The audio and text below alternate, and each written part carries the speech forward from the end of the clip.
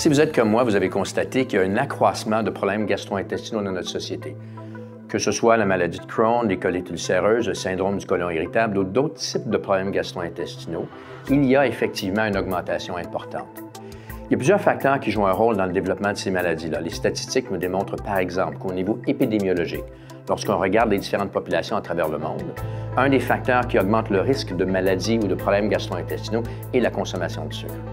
Déjà, dans les années 70, le Dr. Cleave, qui était un des médecins de la famille royale britannique, avait suggéré qu'il y aurait une augmentation de problèmes gastro-intestinaux à cause de l'augmentation radicale de la consommation de sucre dans notre société.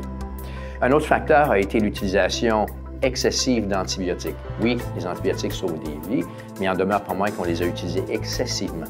Et la consommation excessive d'antibiotiques détruit les bonnes bactéries dans l'intestin, lesquelles jouent un rôle extrêmement important pour réduire l'inflammation, produire des antibiotiques naturels elles-mêmes et jouent d'autres rôles pour stabiliser les muqueuses gastro-intestinales, pour réduire l'inflammation intestinale.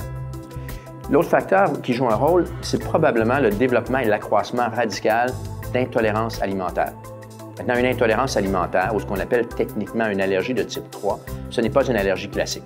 Je peux consommer l'aliment, je peux réagir jusqu'à 3 jours plus tard, je peux me sentir bien lorsque je consomme l'aliment et réagir de façon différée. C'est bien difficile de savoir quel aliment fait quoi.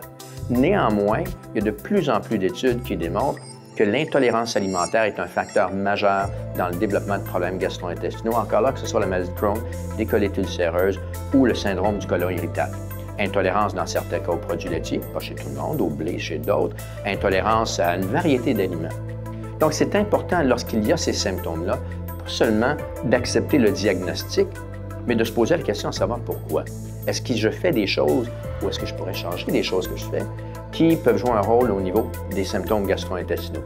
Donc, le changement alimentaire, l'utilisation de certains suppléments dans certains cas, la détection et l'élimination d'intolérance alimentaire sont tous des facteurs qui se sont démontrés extrêmement efficaces pour réduire la sévérité et, dans la majorité des cas, même d'éliminer la présence de maladies gastro-intestinales, même la maladie de Crohn, même les colites ulcéreuses. Si vous voulez plus d'informations, faites une recherche sur mon site web, drkizlafi.com.